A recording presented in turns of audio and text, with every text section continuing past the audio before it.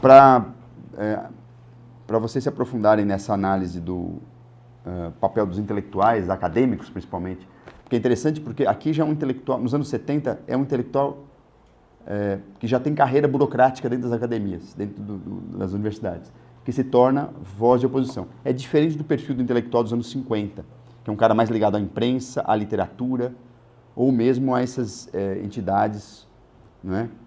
Como o ISEB, que eram entidades ligadas ao Estado. Nos anos 70, o partido intelectual de oposição, vamos dizer assim, vai ser um partido fortemente ligado à sociedade civil e às carreiras acadêmicas, pesquisa e docência. Isso é uma marca dos anos 70. Né? Então, para vocês terem um pouco de aprofundamento nesse aspecto, eu sugiro a leitura dos trabalhos do Milton Lahuerta, que é um sociólogo que estuda, né, o chamado partido intelectual aí dos anos 70. Né? Milton Lahuerta.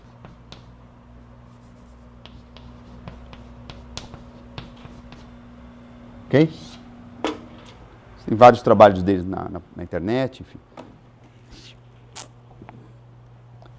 E ele oferece uma síntese da atuação desses intelectuais, e há outros trabalhos também, mas eu acho que esse é um trabalho de entrada que vocês podem ter. Um artigo, inclusive, que está disponível aí na web, legalmente falando. Não é site clandestino. Não é na Deep Web, é na web mesmo. E também, antes, enfim, da gente entrar um pouco na questão historiográfica, que vai ficar para a segunda parte, eu queria falar um pouco da resistência cultural, porque, enfim, nós não vamos ter uma aula sobre isso, né, mas mereceria, talvez, né?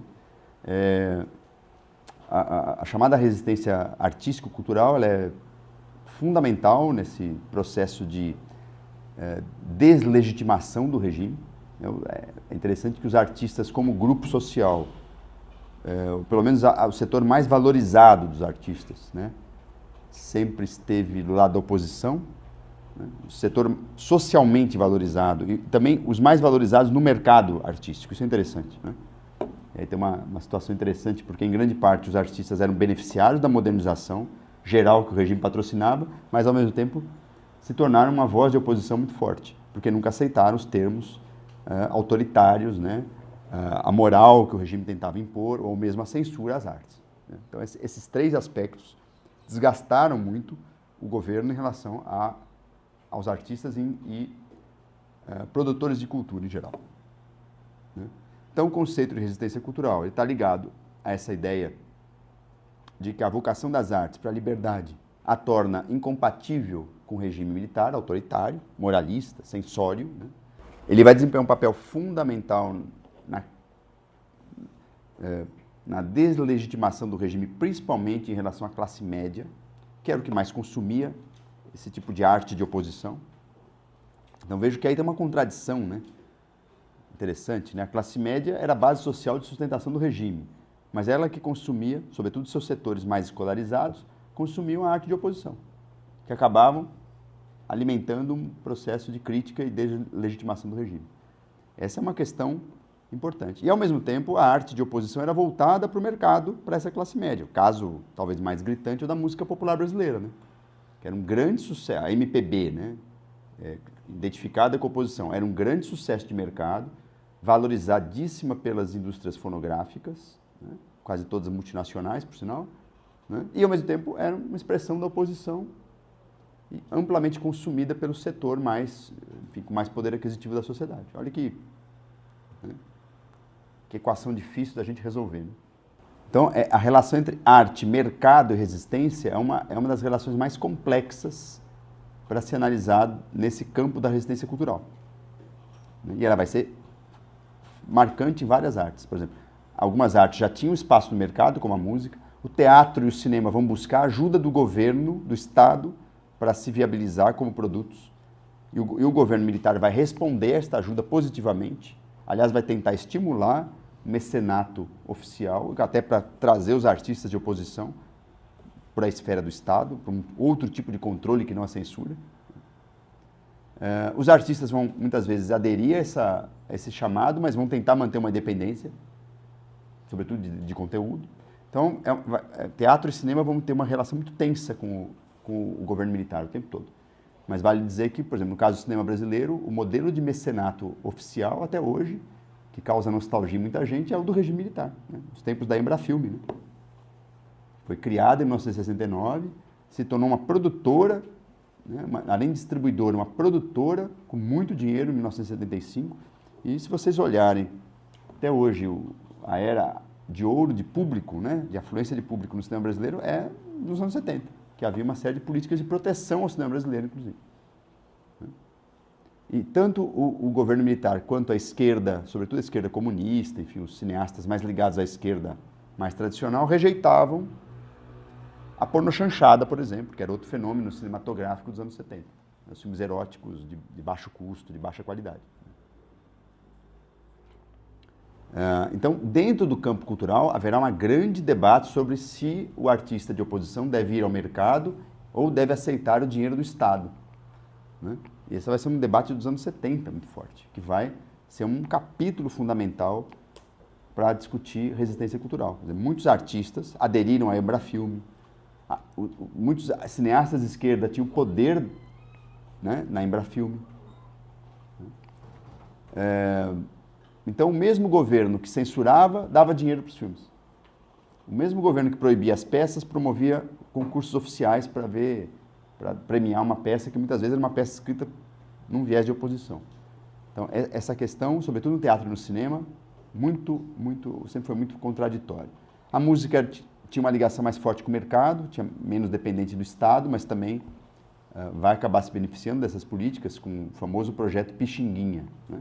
Um projeto muito importante de construção de uma rede de shows a baixo custo no final dos anos 70 e que vai acabar estimulando também a chamada MPB, o samba, enfim, os artistas que se reivindicavam como parte da oposição, né?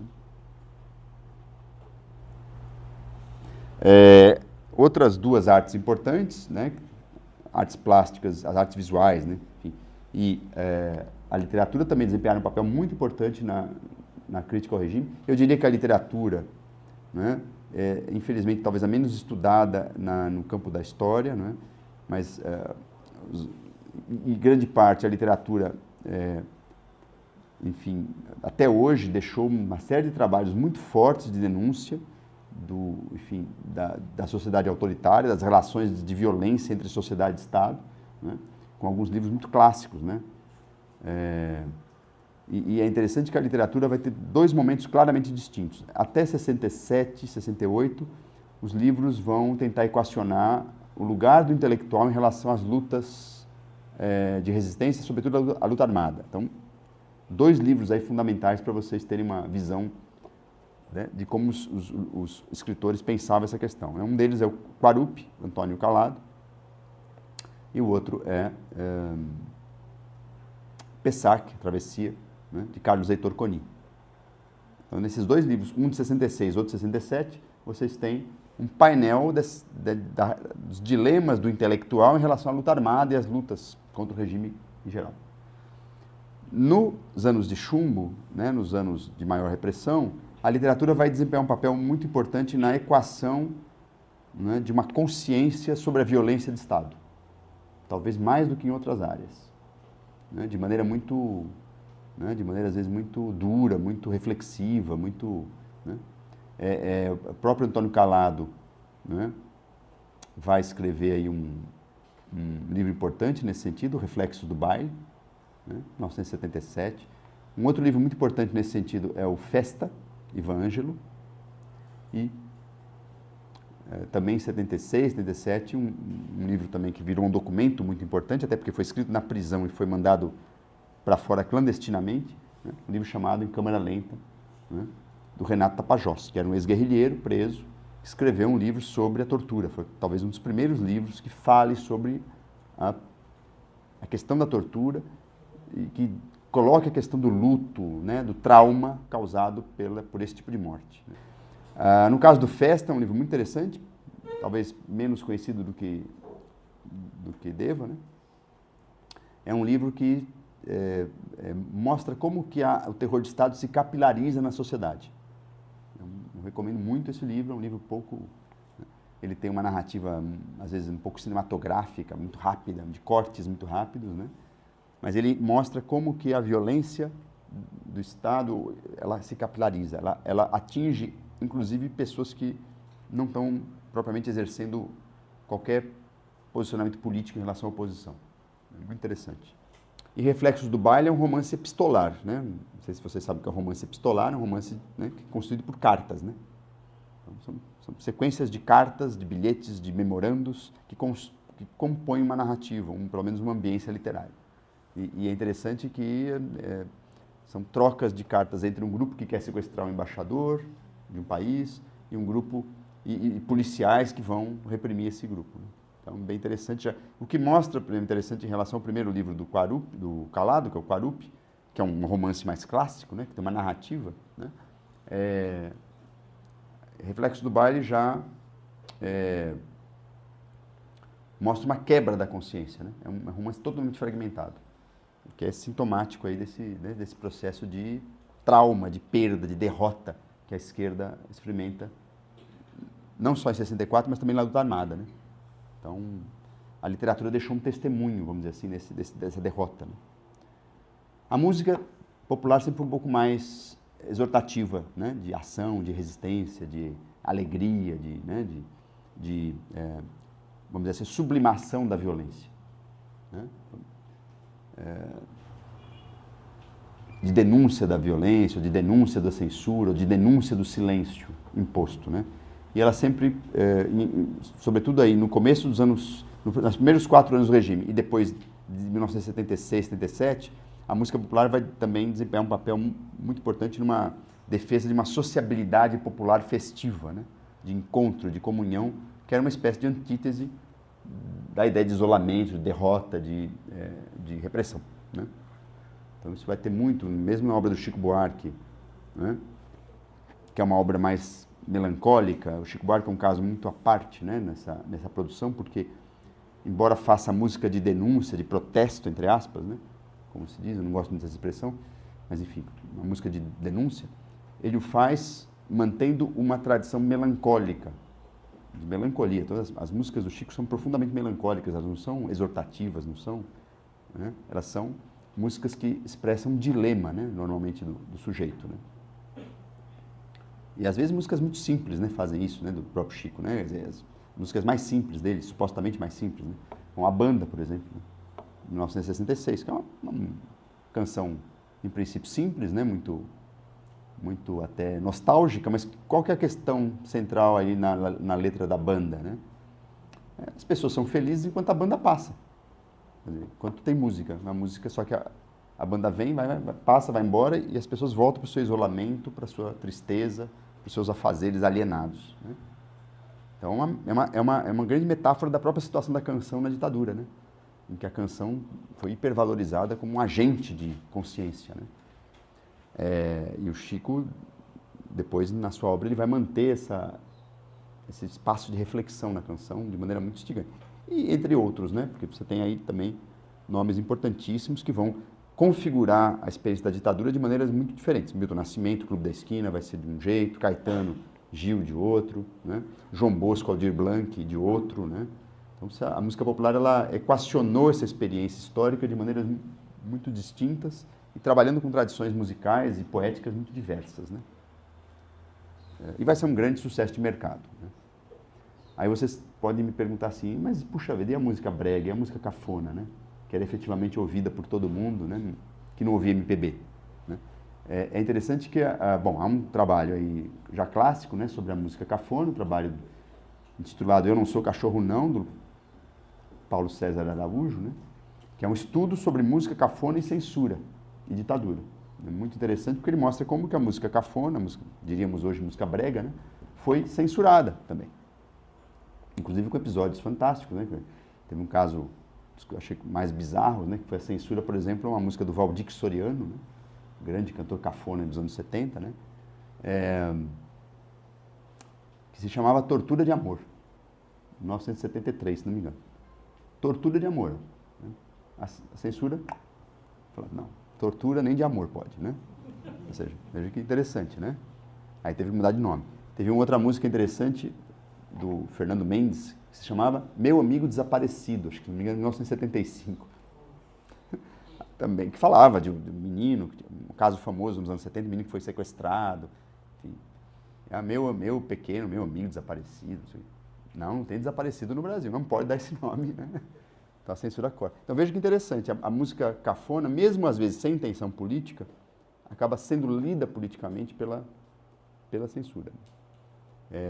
Em compensação, tem uma outra samba que não foi tão famoso à época, mas é interessante, que se chamava Divórcio. Se não me engano, era do Luiz Airão, que era um sambista popular na época, né? Diríamos hoje pagodeiro, né? Nos anos 70 se chamava Sambão Joia, esse samba mais popular, né? Ele tem uma música que era uma música chamada Divórcio, e vejam bem, de 77, música de 77, né? Então, façam as contas. A música começa assim: faz 13 anos que eu te aturo, eu não aguento mais, né? Você me oprime. O censor não fez a conta, né? 1977 menos 13 daria 64, né? E ele não fez essa conta e a música foi liberada, mas na verdade é uma música contra o regime, né? Enfim, você me oprime, você me silencia, você, né, não aguento mais, né? Eu quero liberdade. Parece um marido brigando com uma mulher megera, né? Na verdade era um recado para o regime militar. Então veja que a canção cafona, ao seu modo, também acabou tocando nessa questão. Agora, também é uma canção de adesão famosa, né? Sobretudo ligada à música sertaneja, há um trabalho que eu recomendo, né?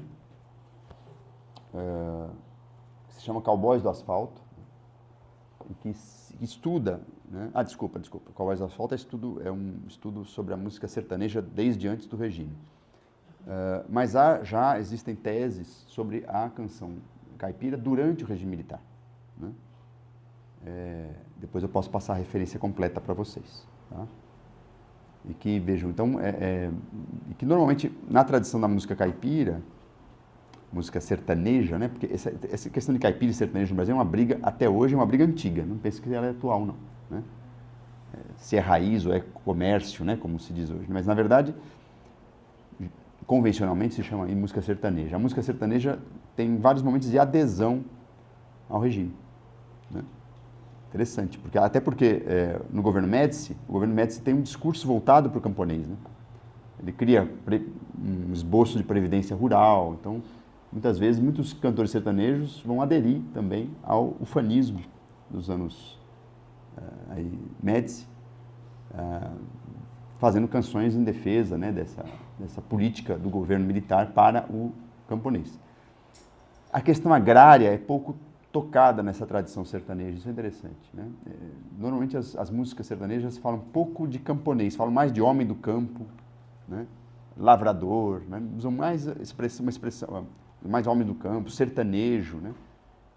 Vejam, a nomenclatura que se dá evita a nomenclatura de classe, que é o camponês, né? E normalmente o tom das músicas é de nostalgia, de perda, de tristeza, de melancolia, mas sempre é o indivíduo em relação à terra, né? Ou então um elogio ao trabalho agrícola, né? A labuta no campo e tal. Então é interessante que não há no Brasil uma tradição de música sertaneja politizada. Há, mas de maneira muito minoritária, né? O que predomina é uma outra tradição.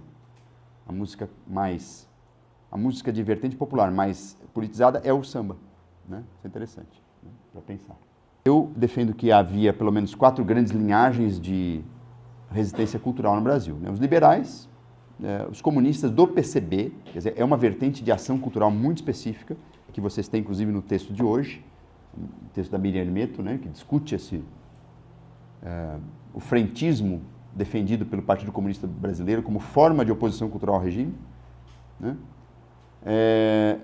E veja, os comunistas defendiam a ocupação de todos os espaços possíveis para a ação cultural de oposição. Então, se tem que ir para a televisão, vamos, né? Se tem que fazer teatro com a ajuda do governo, vamos, né? Não tem problema, né? O que dava uma certa tensão com outras correntes de esquerda que defendiam uma arte contra o mercado, uma arte de vanguarda ou uma arte muito próxima da tradição amadora da classe operária. Por exemplo, no teatro isso é muito interessante porque há todo um movimento na área de teatro para não aceitar a ajuda do governo, né, que uma parte da esquerda aceitava para ocupar o espaço, e organizar grupos teatrais nas periferias, fazendo teatro amador, junto aos operários. Então, foi uma briga nos anos 70 muito interessante entre essas duas vertentes. Quer dizer, a briga ia além do conteúdo das peças. O próprio circuito era colocado em questão. O circuito comercial era denunciado. E as vanguardas também, sobretudo ligadas à contracultura, também denunciavam o circuito comercial por outras razões, porque, enfim, eles eram muito convencionais, enfim, trabalhavam com uma linguagem muito padronizada. E as vanguardas defendiam uma linguagem inovadora, uma ruptura, né?